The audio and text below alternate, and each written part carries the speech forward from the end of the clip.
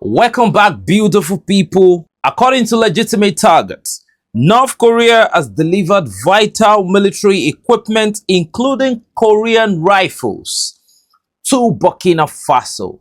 Ladies and gentlemen, the fight for sovereignty continues. Demand spells supply. If you look at the last statement that was made by the former leader of AFRICOM, General Michael Langley, where he actually said that the Sahel is the global epicenter of terrorism, right? So if the Sahel is the global epicenter of terrorism, it means for the Sahel to liberate itself from the scourge of insurrection, the Sahel needs to arm itself.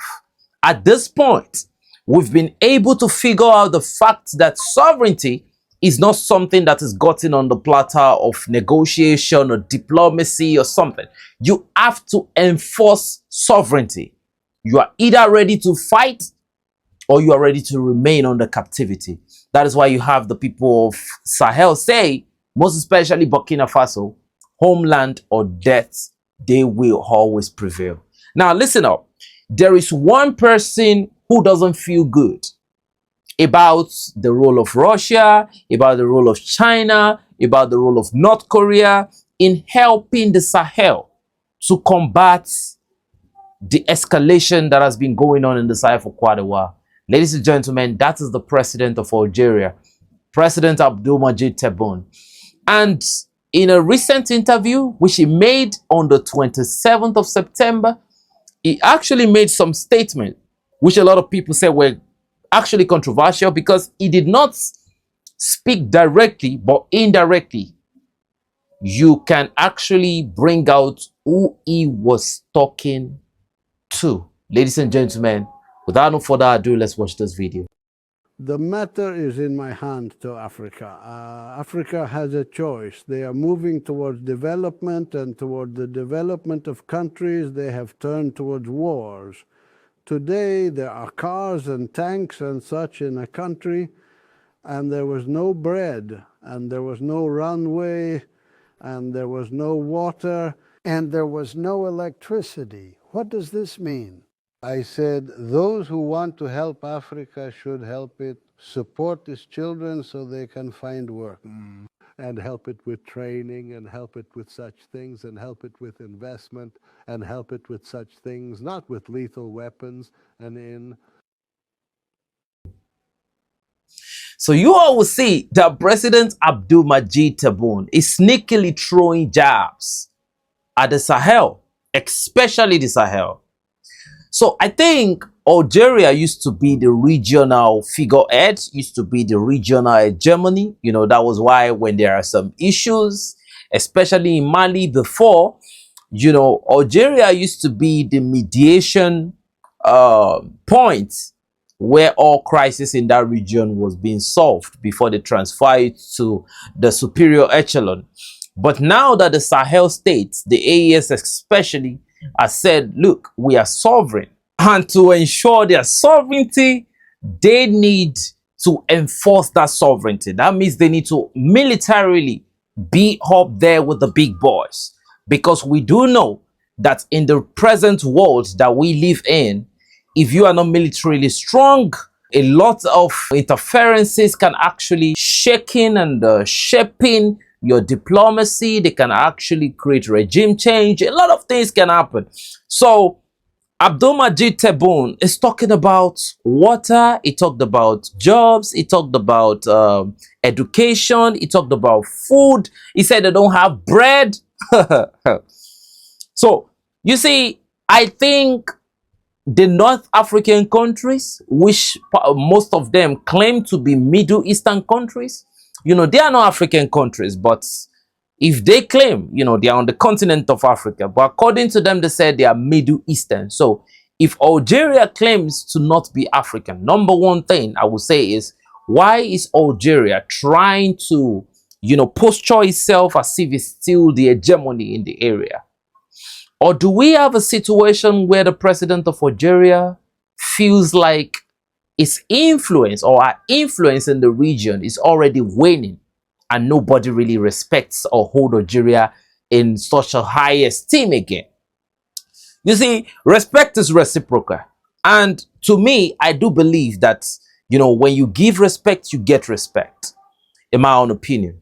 You see, there is a difference between a person that respects you out of fear and a person that respects you out of shared values.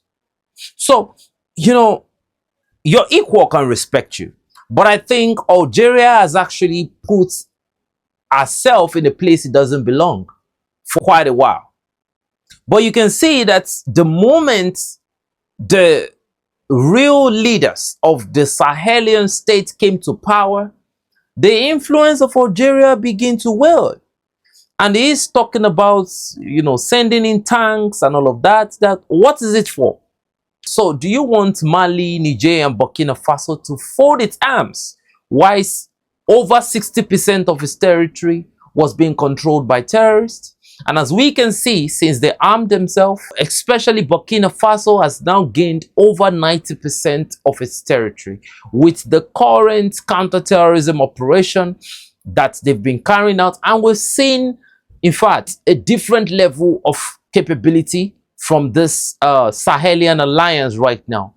The last operation that was carried out in Burkina Faso was Empire Real Estate. Just in the Koulikoro region, the Malians carried out a serious bombardment where a lot of, elements were actually neutralized. According to reports from the Malian official sources, they said dozens of them through area bombardment. That is what you call negotiating with hostility from a place of overwhelming firepower. And that is the only language terror understands. They won't leave you alone until you harm yourself militarily. And we can see that, when he talked about food, Burkina Faso is the home of food. These people are sufficient, but still, they have a shared diplomacy.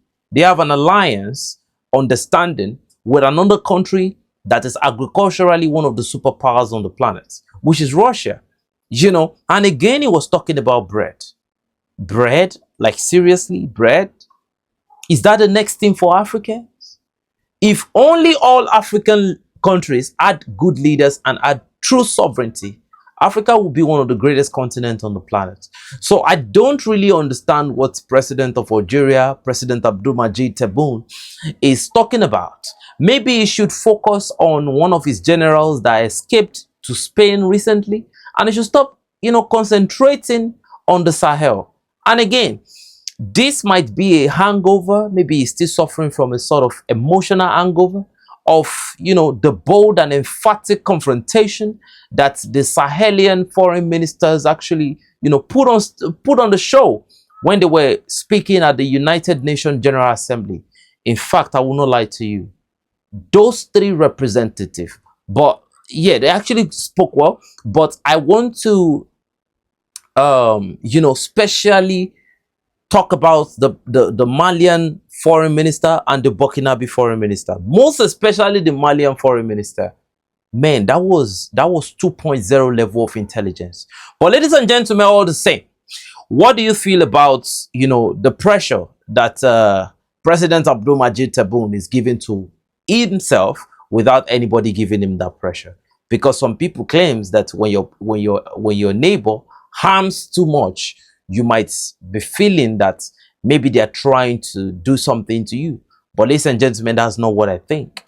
Mali has never attacked Algeria in any capacity. It has even been Algeria, trying to encroach on the Malian territory and the Malian internal affairs. But ladies and gentlemen, those days are far gone. Give us your opinion in the comment section below. It's your boy 7200 signing out, enough said. But before I go, thanks for watching. Happy Sunday and enjoy your weekend.